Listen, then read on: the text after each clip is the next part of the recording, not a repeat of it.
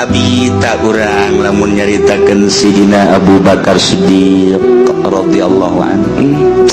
Abu Bakar keur cicing beuneu manuk ceri Abu Bakar Siddiq ditanya ku sahabat, Abu Bakar kunaon neuleuh manuk meni ceri? Inget ka sorangan. Kok neuleuh manuk sih inget ka sorangan? Bahagia amat mun kaula ku Gusti dijadikeun manuk ieu. Manya Abu Bakar jadi manuk sih bahagia. Bahagia nama kieu cek Sidina Abu Bakar ke di akhirat teh manuk dibuktikeun ke ditanya kabelah dituna gesan manuk mah jadi lebu.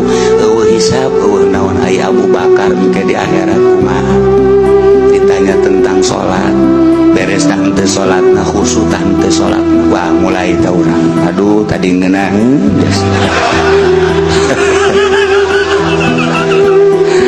Bari rada garantan deui aing ye. Sidina Abu Bakar nyengcerikan diri sorangan neuleuh manuk doang.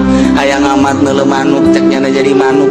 Lantaran manuk mah pae di akhirat jadi lebu geus bae eueuh hisaban tapi pan Abu Bakar engke ditanya datang ka mana ieu memperjuangkeun agama, datang ka mana salatna khusyuk, datang ka mana sieun jasa harta-harta leuwih ti kabutuhan ke bakal ditanya ku Gusti Allah. Ieu Abu Bakar ieu sedih jasa engke di akhirat bakal dihisab engke mata kurucut cerik neuleuh manuk ras ka diri sorang. Masya Allah. Sidina Ali kieu bae di jero imah kieu bae ditanya kapan ku Siti Fatimah pamajikanna Kang Ali.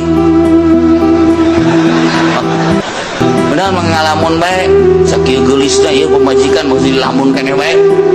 Siti Fatimah pancapetan jasa eueuh deui nur siga Kangjeng Nabi Siti Fatimah. Mapahna siga Kangjeng, seungitna siga Kangjeng, senyumna siga Kangjeng, capetangna siga Kangjeng. Mantak menggairahkan. Urang mun ka pamajikan kos kitu geus teu kudu nyandung.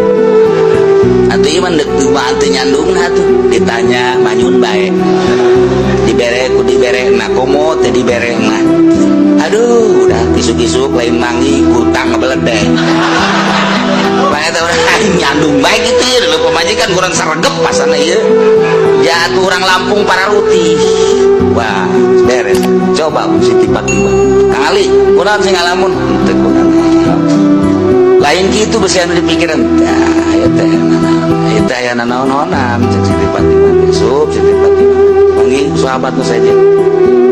Ya, Ali ketinggalina merenung aya naon ieu? Besi aya anu perlu